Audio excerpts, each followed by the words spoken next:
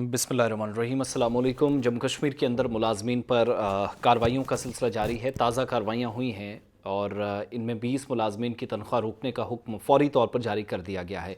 और जब इस तरह के फरमान जारी होते हैं तो आप ये मान कर समझ चलिएगा कि अथॉरिटीज़ पर बहुत दबाव है। वो इसलिए नहीं कि वो निज़ाम में शफाफियत चाहते हैं, बल्कि कई स्टोरीज़ लीक होती हैं, मुलाजमीन के ताल्लुक से कुछ पता चलता है तो अथॉरिटीज़ पर कार्रवाई का दबाव बनता है और बनना भी चाहिए।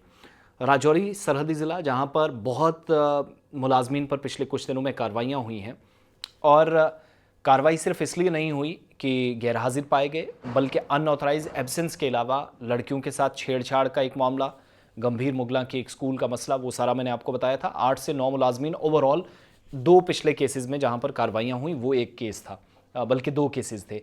ये जो ताज़ा केस है, इसमें 20 मुलाजमीन की तनख्वाहें रोकने का हुक्म जारी कर दिया गया है। मेडिकल ब्लॉक राजौरी आता है, कालाकोट मेडिकल ब्लॉक आता है ज़िला राजौरी के अंदर। बहुत सारे लोग जानते हैं इस इलाके के बारे में। और जम्मू कश्मीर अथॉरिटीज़ ने इस सिलसिले में कहा गया कि 2 चीज़ें जिसमें ये बिल्कुल नाकाम हुए हैं। अब अगर मैं कहीं काम कर रहा हूँ किसी इदारे के साथ, कोई और व्यक्ति काम कर रहा है, कोई और शख्स काम कर रहा है, तो कम से कम जिम्मेदारी ये बनती है कि अपना किया हुआ काम का डेटा आपके पास होना चाहिए। आप एनालाइज करें ना करें, लेकिन एटलीस्ट अवेलेबल होना चाहिए। इस बात को सुनिश्चित करना है। तो इन लोगों ने क्या किया है कि जो वैलिडेट डेटा था और डेटा अपडेट करना था, नॉन कम्युनिकेबल डिजीज़ या एनसीडी पोर्टल जिसको आप कहते हैं, उस पर इन्होंने किसी तरीके से तवज्जो नहीं दी।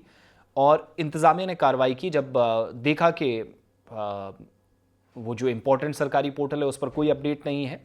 तो डॉक्टर इकबाल मलिक साहब हैं, ब्लॉक मेडिकल ऑफिसर कालाकोट, उनकी इंस्ट्रक्शंस पर कार्रवाई हुई। बार बार यकीन दहानियाँ कराई गई।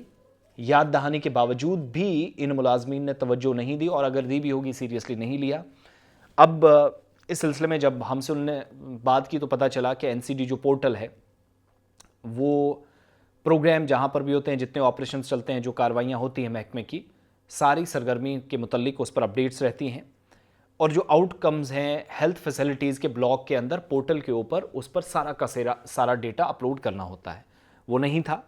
अब सैलरीज 4 डॉक्टरों की, 4 बाकी स्टाफ मेंबर्स हैं नवंबर की, जिनको रोक दिया गया है जब तक एनसीडी एंट्रीज़ मुकम्मल ना हो, नॉन कम्युनिकेबल डिजीज़ ये जो पोर्टल है इस पर कार्रवाई ना की जाए। और इसके अलावा ये भी कहा गया है कि रिपोर्ट जो है वो ब्लॉक मेडिकल ऑफिसर को सौंपी जाएगी या उसके सामने सबमिट करनी है। साथ साथ एम्प्लॉयज़ जिनकी सैलरीज रोकी गई हैं, इनमें डॉक्टर रोहित गुप्ता हैं, डॉक्टर अमनदीप सैनी हैं, डॉक्टर सुशील जगोत्रा हैं, डॉक्टर मोहम्मद रियाज़ हैं। इसके अलावा mid level health provider Sonika Sharma हैं, नीतीश शर्मा हैं, संदीप सिंह हैं, आरती कुमारी हैं, रीता शर्मा है, स्वाति शर्मा है, मंसी शर्मा है।